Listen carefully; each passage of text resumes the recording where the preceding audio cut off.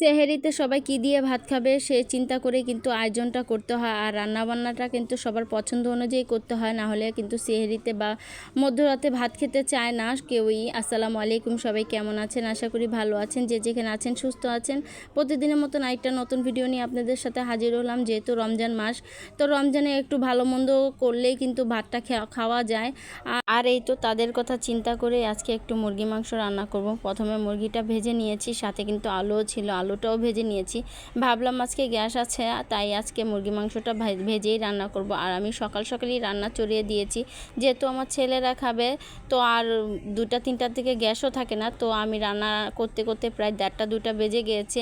আর এখানে ভালোভাবে সুন্দর করে মশলাটা কষিয়ে এই তো আমি মুরগি মাংসটা দিয়ে দিব। সাথে কিন্তু মুরগি মাংস হাত পা গলা গিলা কলিজা সব কিছুই ছিল, তো ওগুলি আমি আর ফ্রাই করিনি, ওগুলি এমনিতেই দিয়ে দিয়েছি। আর এখানে এই তো মুরগি মাংসটা সুন্দর করে ভালোভাবে কষিয়ে নিব। কষিয়ে আমি গরম পানি দিয়ে দিব। আজকে একদম মনের মতন রান্না করেছি, কারণ গ্যাস ছিল, এই জন্য মনের মতনই রান্না করতে পেরেছি। আর আজকে আমার বাচ্চাটাও বেশি একটা জ্বালাতন করেনি। প্রথম রমজানে অনেক জ্বালাতন করেছে, কিভাবে যে কি করেছি নিজেও জানি না, কিভাবে ভিডিও করেছি, কিভাবে মানে রান্নাবান্না করেছি, সব মাথার উপর দিয়েই গেছে। আর যাই হোক, এখানে আমি এই তো মুরগি মাংসটা রান্নাটা কমপ্লিট করে এখন এই তো আমি চলে আসব এখন ইফতার ভাজার জন্য, কারণ ইফতারটা প্রচণ্ড পরিমাণ জরুরি। আর তাড়াতাড়ি করে ভাজতে হবে, কারণ গ্যাস থাকে না। 4টা বাজলে 3:30টার দিকে গ্যাস চলে যায়। আর এখানে আমি আলু আর বুট আগেই সিদ্ধ করে নিয়েছি। আমি আলু বুট আগেই সিদ্ধ করে রেখে দিই, পরে লাস্টমেশে আমি এগুলি করি, তখনই মানে আলুর চপ ভাজি। আজকে আলুর চপ করব না, আজকে সাথে একটা ডিম করেছি। ছোটো বোন গতকালকে বলেছে ডিম চপ বানানোর জন্য, তো ওর জন্যই ডিম চপটা বানানো। তো আমি কখনো ডিম চপ বা কোনো মানে আলাদার কোনো কিছু আমি বানাতে পছন্দ করি না, বা আমি বানাই না। আমি সব সময় এই তো বেগুনি পেঁয়াজি এরকম করেই বানাই। তো আমি সাধারণ মানুষ, সাধারণভাবেই মানে বানাতে পছন্দ করি। আমার ওগুলি ভালো লাগে না, কারণ বাচ্চা কাচ্চা নিয়ে এত ঝামেলা ভালো লাগে না। তো সিম্পলভাবেই সব কিছু করে নেই। তো এখানে একটু ডিম চপ করে নিয়েছি, সাথে কিন্তু এই তো বেগুন ছিল। তো আব্রাবুকে বলেছিলাম বেগুন আনার জন্য, তো উনি দেখেন মানে গোল গোল বেগুনগুলো নিয়ে আসছে, লম্বা বেগুনগুলো নিয়ে আসে নাই।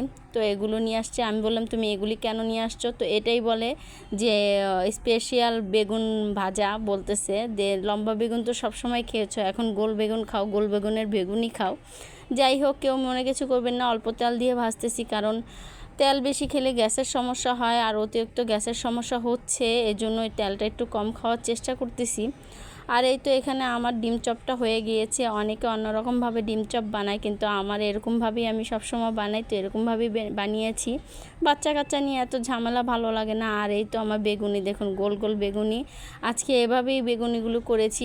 যাই হোক, এই তো আমার গোল গোল বেগুনিগুলি ভাজা হয়ে গেছে। আসলে খেতে কিন্তু খুবই দারুণ লেগেছে। অল্প তেলে কিন্তু বেগুনি বা পেঁয়াজু বা আলু চপ বানাতে ভালোই লাগে। আমি কিন্তু সবসময় ডুবা তেলে কখনো আলু চপ বেগুনি ভাজি না, সবসময় এরকম অল্প তেলেই ভাজার চেষ্টা করি। আর কারণ গ্যাসের সমস্যা, বুট মুড়ি এগুলি একটা গ্যাসের প্রবলেম করে। আর ভাজা পোড়া তো সবাই একটা স্বাস্থ্যকর খাওয়ার জন্য ক্ষতি, কিন্তু তবুও আমরা যেহেতু খাওয়া দাওয়া মানে পছন্দ করি ভাজা পোড়া, তাই ভাজা পোড়াই খাই, এই জন্য কম তেল দিয়েই বানায়। আর এখানে ফ্রোজিং কিছু সমোসা ছিল, সেই সমোসাগুলোও ভেজে নিয়েছি। সাথে এই তো বুটটাও হয়ে গিয়েছে, প্রায় এখন আজানের অক্ত হয়ে গিয়েছে। তো সব কিছু কোটাকাটা করে ফল ফ্রুট কেটে এই তো আমি এখন ইফতারিটা মাখা স্টার্ট করব, কারণ আমি সবসময় ইফতারি মাখি। আমার ঘরে ইফতারে আমি মাখলেই সবাই খায়, তো আমি সবসময় নিজের হাতে ইফতারি মাখা টাখা পছন্দ করি। এই তো এখানে সব কিছু পেঁয়াজি এক এক করে নিয়ে বুট নিয়ে মাখা শুরু করে দিয়েছি। আর ভিডিওটা কেমন লেগেছে অবশ্যই কিন্তু কমেন্টস করে জানাবেন, লাইক কমেন্টস করে পাশে থাকবেন, ফলো দিয়ে পাশে থাকবেন। আর এই তো আজকে খেতে খেতে চলে